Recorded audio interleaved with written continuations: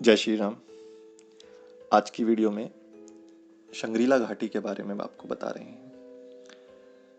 इस स्थान को सिद्धाश्रम भी कहते हैं। वैसे तो सिद्धाश्रम के बारे में हमने पहले भी एक वीडियो बनाई है, लेकिन ये तो ऐसे विषय हैं जिनके ऊपर आप जितना भी कहो उतना कम है। ऐसा कहा जाता है कि विश्वामित्र जी ने भगवान राम को समस्त अस्त्रों की शिक्षा यहीं पर दी थी। यही वह स्थान है जहाँ वामन अवतार हुआ था नारायण का। यही वह स्थान है जहाँ भगवान नारायण ने कई वर्षों तक तपस्या की थी। संग्रीला घाटी एक ऐसी जगह है जहाँ कोई वस्तु उसके संपर्क में आने पर गायब हो जाती है। देखिए, ये कोई चमत्कार वैसे नहीं है कि जादू है। हमने आपको पहले बताया था कि ये दुनिया जो है ये आयामों का एक खेल है। जिस दुनिया में हम रहते हैं ये तीसरा आयाम है। आयाम को इंग्लिश में डायमेंशन बोलते हैं। तो ये तीसरे आयाम में हम जीते हैं। अगर हम पहले आयाम की बात करें तो पहले आयाम में सिर्फ चीज़ें आगे और पीछे ही होती हैं। अगर हम दूसरे आयाम की बात करें तो चीज़ें आगे पीछे होने के साथ साथ ऊपर नीचे भी होती हैं। जैसे कि आप कोई भी फिल्म देख रहे हैं, ठीक है, चलचित्र कोई भी देख रहे हैं, तो उसमें चीज़ें या तो आगे पीछे होंगी या ऊपर नीचे होंगी। लेकिन आपने तीसरे आयाम की भी कुछ मूवी देखी होंगी, क्योंकि आजकल ये बहुत प्रचलन में है। उसमें क्या होता है, आगे पीछे ऊपर नीचे और सामने की तरफ भी चीज़ें आती हैं। तो ये तीसरा आयाम है। हम तीसरे आयाम में इस समय जी रहे हैं। तो सारा खेल आयामों का है। तो जो भी चीज़ इसके संपर्क में आती है वो किसी दूसरे आयाम में चली जाती है। धरती पर एक ऐसी जगह है ये जहाँ आयाम का स्थान है। केवल यही नहीं है, और भी बहुत सारी जगह हैं जहाँ पर आप दूसरे आयाम में जा सकते हैं। एक तिब्बत में एक जगह है जहाँ पे उसको यम का द्वार बोलते हैं। तो ऐसा कहते हैं कि वहाँ पे कोई भी व्यक्ति जाता है तो वापस लौट कर नहीं आता, यमलोक में पहुँच जाता है। असल में वो दूसरे आयाम में चला जाता है। तो ऐसी बहुत सारी जगह हैं जहाँ पर आयाम बदल जाते हैं। वही शांग्रीला घाटी यानी कि सिद्धाश्रम। सिद्धाश्रम जो है वो नंगी आंखों से साधारण आंखों से नहीं देखा जा सकता, क्योंकि वो इस आयाम में है ही नहीं।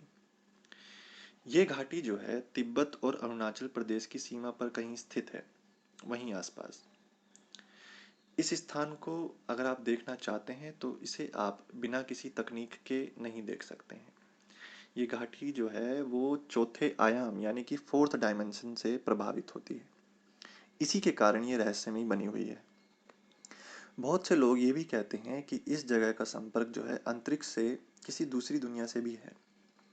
यदि आप इस घाटी के बारे में और अधिक जानना चाहते हैं तो आपको एक प्राचीन किताब पढ़नी चाहिए जिसका नाम है काल विज्ञान। वो आप पढ़िए, उसमें इसके बारे में लिखा हुआ है। ये किताब आज भी तिब्बत के मठ में, जितने भी मठ हैं वहाँ पढ़ाई जाती है। पुस्तकालय है वहाँ पे मौजूद है ये। तो यह तिब्बती भाषा में लिखी गई है। हमें ये तो नहीं पता कि इसका हिंदी में अनुवाद है कि नहीं, पर अंग्रेजी में अनुवाद आपको इसका मिल जाएगा। इस किताब में लिखा है कि इस तीन आयाम वाली जगह यानी कि थर्ड डायमेंशन वाली जगह में दुनिया की हर वस्तु देश, समय और नियति में बंधी हुई है। यानी हर वस्तु एक निश्चित स्थान, समय और नियमों के हिसाब से काम करती है। लेकिन शंग्रीला घाटी में समय जो है वो नगण्य है, यानी वहाँ समय ना के बराबर है। हम इसे सरल शब्दों में अगर ऐसे समझें कि हमारे यहाँ के सैकड़ों साल जो है वहाँ के एक सेकंड के बराबर होगा या एक मिनट के बराबर होगा, कुछ इस तरह से। शंग्रीला घाटी में प्राण, मन और विचारों की शक्ति एक विशिष्ट सीमा तक बढ़ जाती है। अगर इस धरती पर आध्यात्मिक नियंत्रण केंद्र है तो वह शंग्रीला घाटी ही है। अगर इस शंग्रीला घाटी में कोई वस्तु, प्राणी अनजाने में चला जाता है तो थर्ड डायमेंशन से वो फोर्थ डायमेंशन में पहुंच जाएगा। इस सृष्टि के लिए वो किसी की दृष्टि में नहीं आ पाएगा। सरल शब्दों में कहें तो जब तक वह वहां से वापस आएगा तब तक यहाँ ना जाने कितनी ही सदियां बीत गई होंगी, लेकिन शंग्रीला घाटी में उसका अस्तित्व बना रहेगा। और यह निश्चित रूप से नहीं कहा जा सकता कि भविष्य में कब उसका अस्तित्व प्रकट हो या ना हो, यानी कि वहां जाने के बाद वह वापस आएगा भी या नहीं, ये कुछ कहा नहीं जा सकता। जब तक आप समर्थ नहीं होंगे तब तक आप वापस भी नहीं आ पाएंगे। तो इसलिए अब तक कलयुग में कुछ ही गुरुजन ऐसे हुए हैं जो शंग्रीला घाटी से वापस आ पाए हैं। हमारे हिसाब से जो आखिरी गुरु थी शंग्रीला घाटी की या सिद्धाश्रम की, वो थी आनंदमयी माँ। और उसके बाद तो हम परिचित नहीं हैं, क्योंकि हम पहले ही इतनी बार बता चुके हैं कि जो सामर्थ्यवान गुरु होते हैं वो लुप्त रहते हैं, अपने आप को गुप्त रखते हैं। तो आनंदमयी माँ थी जिनके बारे में हम जानते हैं आखिरी, जो जो सिद्धाश्रम की गुरु हुई। खैर, शंग्रीला घाटी में प्रवेश करने वाले एक योगी साधक के अनुभव के अनुसार उस स्थान पर ना तो सूरज की रोशनी है ना ही चांद की चांदनी है। वातावरण में एक दूधिया प्रकाश फैला हुआ है, हर तरफ ऐसा लगता है जैसे धुंध है, बादलों के बीच में है, ऐसा लगता है। इसका कुछ पता नहीं है, ये सिर्फ एक अनुभव के तौर पर आपको बता रहे हैं। ये घाटी एक महान योगी की इच्छा शक्ति की वशीभूत है।